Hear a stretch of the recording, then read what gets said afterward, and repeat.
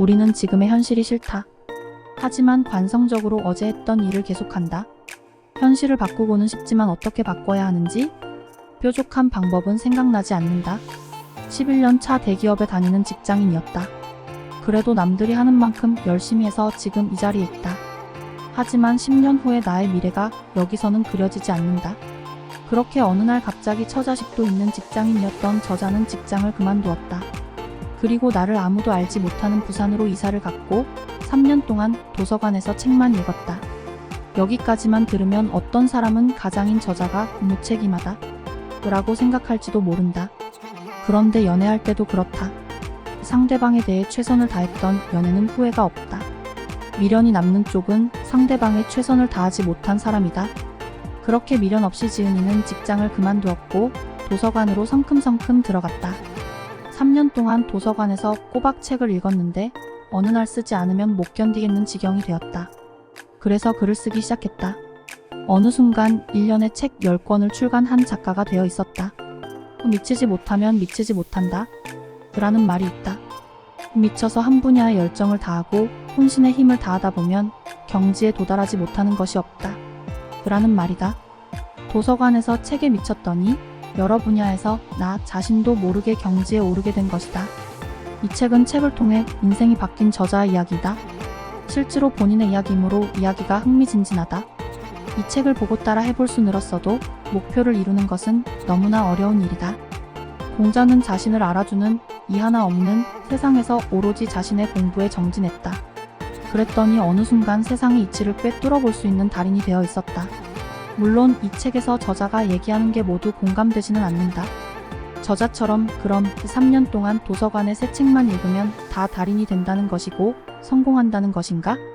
책을 통해 알게 된 것을 성찰하고 실천해야지만 인생이 바뀐다는 것이다. 나도 시간이 날 때마다 도서관을 다니며 책을 읽는다. 처음에 의지와 다르게 나태해지는 날도 있고 건너뛰는 날도 있다. 하지만 책을 안 읽는 날에는 찜찜함이 밀려온다. 나도 모르게 책 읽는 근육은 생겨서 안 읽으면 이상한 것이다. 이 책 이외의 저자는 독서에 관련된 책이 여럿 있다. 저자처럼 인생이 바뀌는 경험을 하는 사람은 많지 않을 것이다. 하지만 책을 하나도 안 읽는 사람과 최대한 읽는 사람은 다를 수밖에 없다. 스스로도 알고 남들도 알아보게 된다. 오늘부터라도 한탄만 하고 있을 것인가? 이 아니면 뭐라도? 시도해보는 나의 미래가 긍정적인 사람이 되어보겠는가? 책 속으로 한 인간의 존재를 결정짓는 것은 그가 읽은 책과 그가 쓴 글이다. 마이너스 도스토옙스키. 그래서 그런가? 나의 글은 분노와 후회와 다짐이 대부분이다. 마이너스. 나의 지금의 심리 상태를 알 수 있겠지? 산을 오른다. 짐승처럼 망설임도 없이 땀범벅이 되어 오직 정상을 목표로 오를 뿐이다. 오르는 동안 눈부시게 아름다운 풍경이 펼쳐질 테지만 오로지 높은 곳을 향하는 것 외에는 알지 못한다. 사람은 그같이 우매한 것을 때때로 저지른다. 마음의 여유를 잃고 이해타산적인 행동만을 중시한 나머지 오로지 그 관점에서 인간적인 것조차 모두 쓸모없는 짓이라 간주한다. 그리고 결국에는 자신의 인생 자체를 잃게 되는 일이 번번이 자행되고 있다. 마이너스 프리드리 니체. 성공, 능력이 아니라 의식의 크기가 결정한다. 마이너스. 사람들은 흔히 범죄와 천재를 구분하는 기준을 능력이라 생각한다. 그러나 나는 그렇게 생각하지 않는다. 세계에서 가장 빨리 달리는 사람도 평균보다 2~3배 이상 빠른 것은 아니다. 천재와 범죄도 마찬가지다.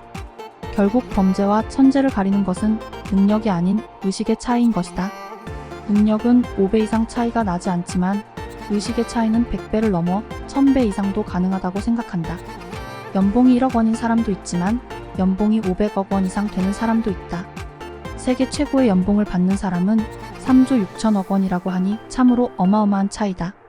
피 튀기는 레드 오션에서 벗어나, 즉 남들과의 치열한 경쟁에서 벗어나 블루 오션에서 삶을 즐기며 살아가는 사람들 마이너스.